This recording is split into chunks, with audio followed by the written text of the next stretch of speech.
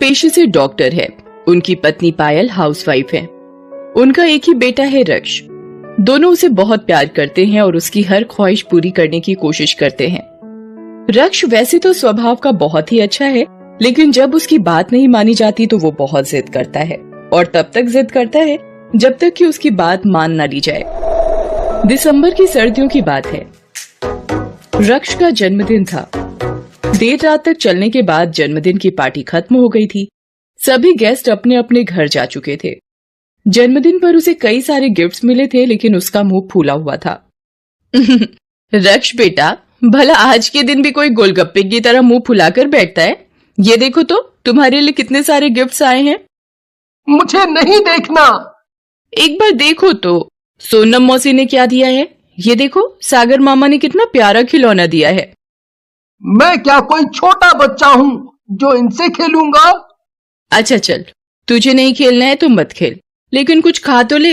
ये केक तो तुम्हारा फेवरेट है ना? मुझे भूख नहीं है और मेरे पेट में भी दर्द है। प्लीज आप जाइए, मुझे नींद आ रही है। रक्ष बिना खाए पिए ही सो गया।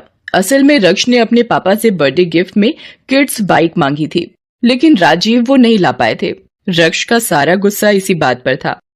अब मैं भी क्या करता पायल, क्लिनिक से निकल ही रहा था कि एक सीरियस पेशेंट आ गया। उसमें इतना वक्त लग गया कि रात हो गई और फिर सारी दुकानें बंद हो गईं और मैं इसकी बाइक नहीं ला पाया। आप उदास क्यों होते हैं? आप एक डॉक्टर हैं। आपकी ड्यूटी पहले किसी की जान बचाना है। वैसे भी कल तो आप ला ही देंगे इसकी बाइक। चलिए, आप तो चलकर खाना खा लीजिए। मूड नहीं है। उसी रात जब सभी लोग सो गए तो मुझे कोई प्यार नहीं करता है। मैं इस घर में नहीं रहूंगा। मैं चुपके से भाग जाऊंगा यहाँ से। उस कड़ाके की सर्दी में रक्ष ने घर छोड़ने का फैसला ले लिया। जैसे ही वो घर से निकल रहा था तो उसे अपने गुल्लक की याद आई। इसे फोड़कर सारे पैसे निकाल लेता हूँ, बाहर काम आएंगे। रक्ष ने गुल्लक फोड़कर सारे पैसे निकाल लिए और वो चुपके से दरवाजा खोलकर अपने घर से निकल आया। वो अपनी धुन में लगातार चला जा रहा था। चलते चलते वो बहुत दूर निकल गया। सड़क पर दूर दूर तक सन्नाटा था।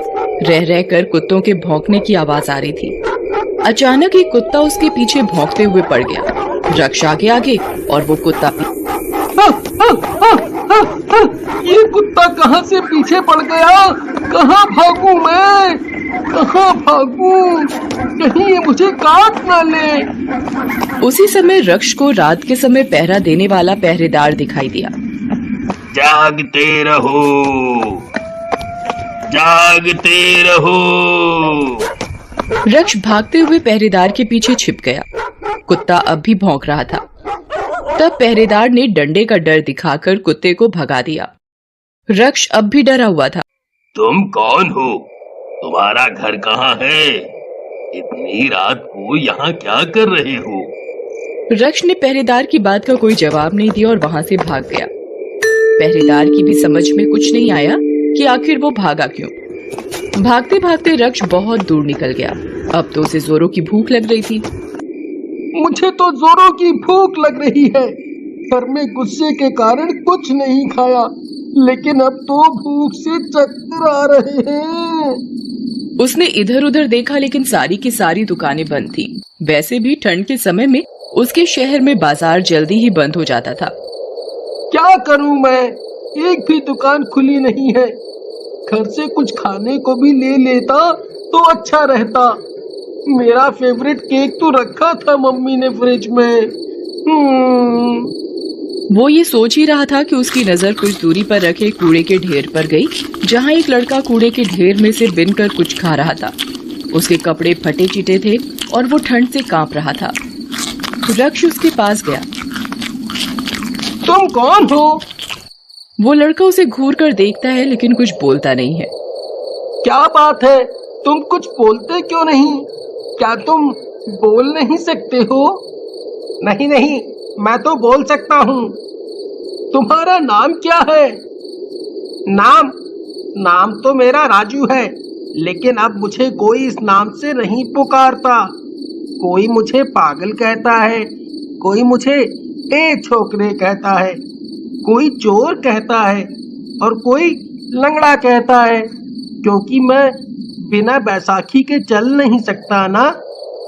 तभी रक्ष की नजर उसके पैर और बैसाखी पर जाती है। ओ, तुम चल नहीं सकते राजू? हाँ, बचपन से ही। राजू, इतनी ठंड में तुम यहाँ बैठे हो, अपने घर क्यों नहीं जाते? घर? मेरा घर तो यही है। भला कूड़े में भी किसी का घर होता है?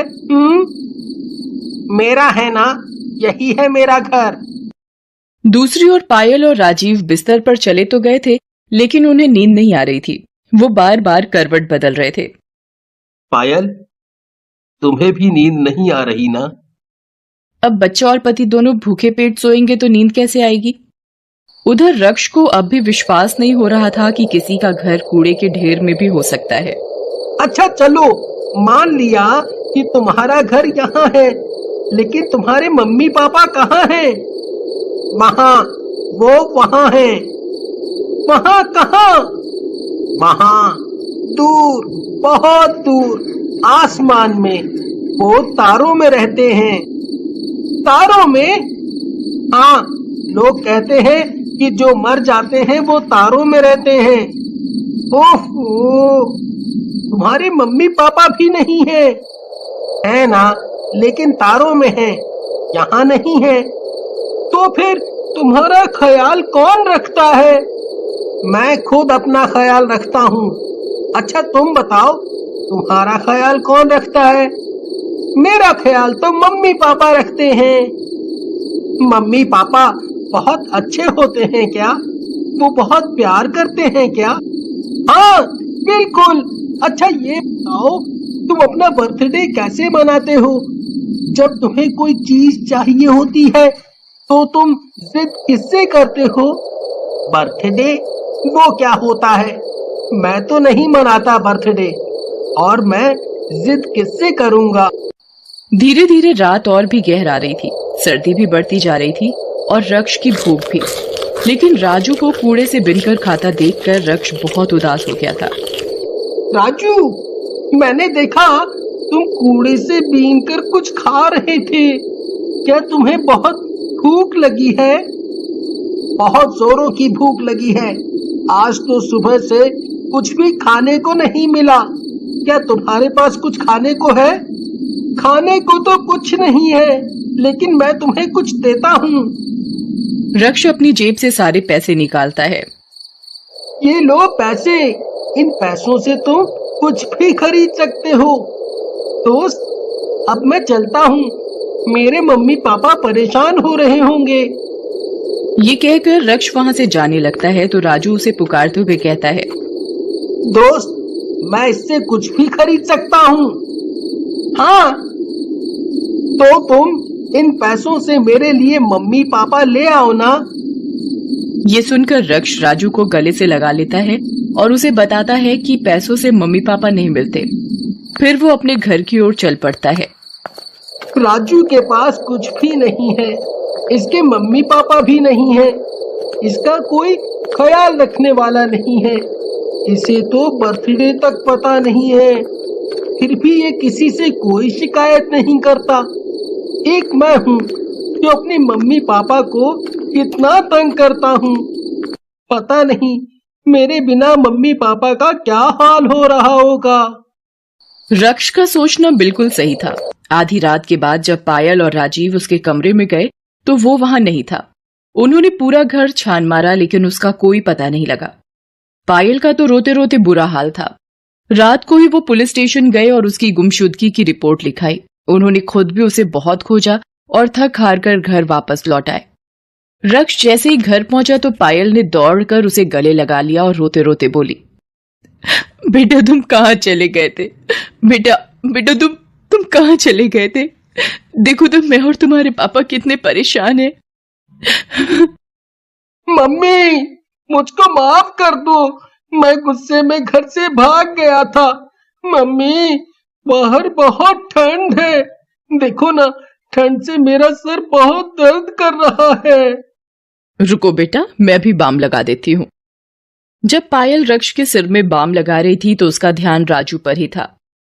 अरे, राजू के सर में दर्द होता होगा तो उसे कौन बाम लगाता होगा?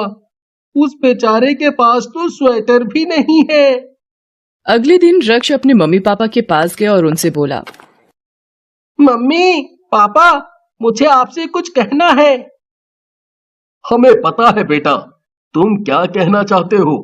तुम्हारी बाइक कुछ देर में आ रही होगी। मुझे बाइक नहीं चाहिए पापा, मुझे कुछ और चाहिए। क्या आप दोनों मुझे देंगे? कुछ और? लेकिन क्या? पापा, मम्मा, आप दोनों किसी और के भी मम्मी पापा बनेंगे क्या? उसके मम्मी पापा नहीं है, उसके पास खाने को भी नहीं है, रहने को भी नहीं है।